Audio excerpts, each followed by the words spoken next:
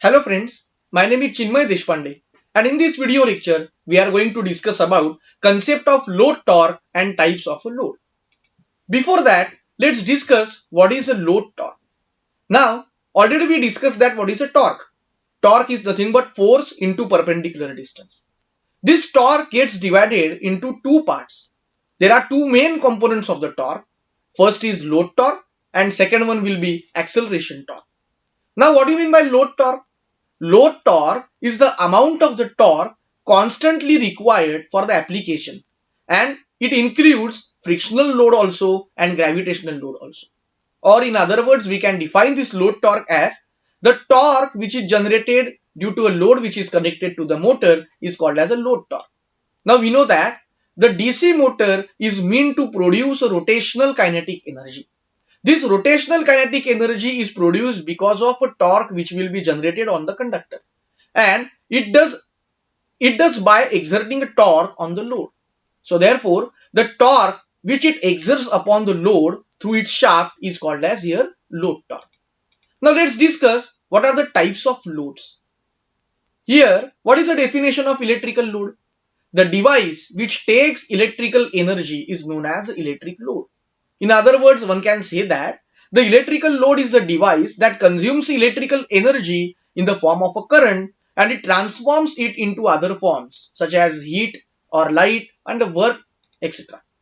Now, let's discuss the types of loads. So, electrical loads, first, it is categorized into two parts: nature of the load, and second one is power system load. Now, in the nature of the load, there are three types of the load: resistive load, inductive load, capacitive load. Whereas in case of power system load, it includes domestic load, then commercial load, industrial load, and agricultural load. Let's discuss it one by one. First, we will discuss about electrical loads based on its nature. So, first will be resistive load. Now, you know that what is the property of a resistance? Resistance always obstructs the flow of a current. It resists the flow of a current and it converts it into a thermal energy, due to which the energy dropout occurs in the circuit. Now, the load consisting of any heating element are classified as a resistive load. So, what are the examples of resistive load that we can use in our day-to-day life? First is nothing but a lamp or the heater, incandescent lights, toaster, ovens, space heaters, and coffee makers. All these are examples associated with resistive load. So, this is what is the example of incandescent lamp. Now, the resistive loads takes the power in such a way that the current and the voltage wave remains in phase with each other. So, this is what is the peculiarity of a resistive load. Thus, the power factor of a resistive load remains in the unity. So, this is about resistive load. Next type of a load is nothing but inductive load. Now, the inductive loads use the magnetic field for doing certain work. These are found in variety of household applications. The very important example of an inductive load is nothing but any machines, let's say induction machine, induction motor, or the devices which consist of moving parts. It may include the fans, vacuum cleaners, dishwashers, washing machines, and the compressors in the refrigerators also, along with air conditioners. The transformers, generators, or the motors are example of inductive load. Now, the inductive load has a coil which stores a magnetic energy whenever current passes through it. Already we discussed that. Whenever current passes through the coil, then it produces its own magnetic field. The current wave of the inductive load is lagging behind the voltage waveform, and therefore the power factor associated with inductive load is also lagging. So this is about inductive load. Third type of a load is nothing but a capacitive load. Now, in case of a capacitive load, the current wave is leading the voltage wave. Now, the example which is related to capacitive load is nothing but a capacitor bank, three-phase induction motor starting circuit. Whatever the power factor of such type of a load is leading. Why? Because here the current wave is leading the voltage wave. Now, in engineering applications, the capacitive load do not exist in a standalone format. No devices are classified as a capacitive in a way the light bulbs are categorized as a resistive or air conditioners are labeled as an inductive. So therefore, this is what is a diagram for a capacitive load is nothing but a capacitor. So this is about a capacitive load. Now, types of the electrical loads in a power system. So first is nothing but a domestic load. Now what do you understand from the name domestic load? It is the load, or we can say that the total energy which is consumed by electrical appliances that we can use in our day-to-day life in a household application or in a domestic application. It depends upon whatever living standard, weather and type of resistances. Now the domestic loads mainly consist of a light load or the fan, refrigerator, air conditioners, all these appliances that we can use in our home, in our houses as a domestic. Again, it includes grinder, mixer, heater, after that oven, small pumps. Therefore, the most of the domestic loads are connected for only some hours during a day as it is a domestic. Now, lighting load is connected for a few hours during the night time. Now, the domestic load always consumes a very little power and it is also independent of the frequency.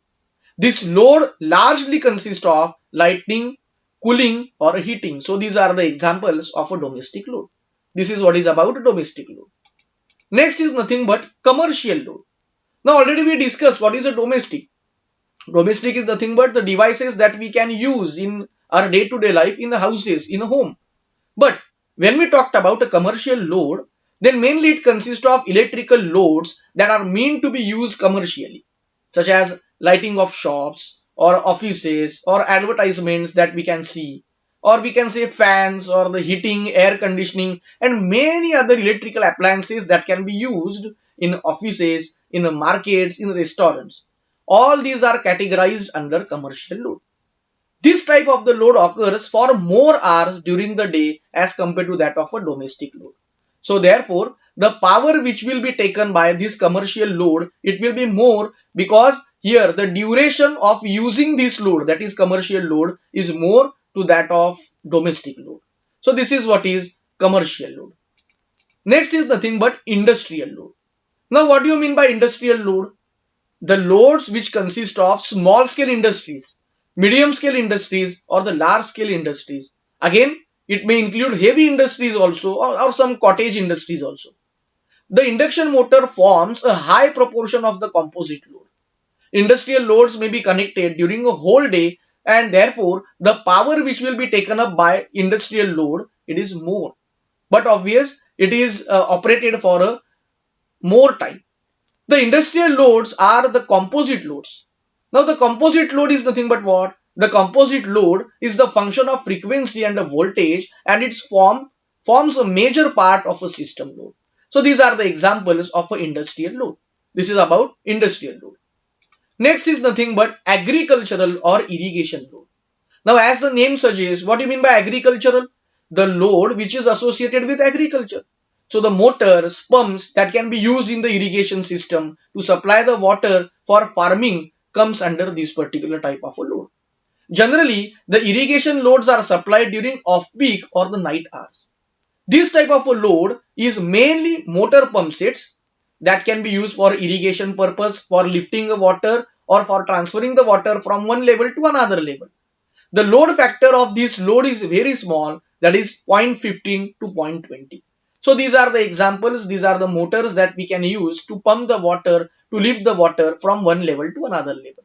So this is what is about agricultural or irrigation load. Now let's discuss some other classification of electrical loads. Now according to the nature of a load, it can be classified as first is linear load, second one will be non-linear load. Now loads that has transformers or the motors which follows the Ohm's law as long as their core is not saturated. That is, their current change linearly with the change in the applied voltage. Such loads are categorized as a linear loads. So already we discussed what are the examples of a linear loads, transformer and the motors that we see. Then second type is nothing but a non-linear load. Non-linear load like switching regulator current is not linearly changing with a change in the applied voltage. It takes lesser current as applied voltage increases. So the loads which are associated with that, it comes under non-linear loads. Now as far as the phase is considered, there are two types of a load. It is but obvious, single phase load and three phase load. But In case of drives, there are three important types of loads. Variable torque load. The example for a variable torque load is a fan or the pump where the speed varies. We can change the speed. With this type of a load, reducing the speed of a motor by even a small amount can save a lot of energy. So fan or the pumps comes under this type of a load. The second one is nothing but constant torque load. For example, conveyor, screw and reciprocating compressors and crushes. All these examples comes under constant torque load. Now with this type of a load, the amount of a power which is consumed is in a direct proportion to that of a useful work, actual work which is required for a mechanical movement. So having the speed will halve the energy consumed in case of constant torque load. In case of constant power load, machine tools or the center winders are the examples of constant power loads. With these loads, the power is constant, so there will be rarely be energy saving when the speed is reduced. So these are three types of or three classifications of loads based on the drives in the drives. So this is what is the load torque and types of loads. Thank you.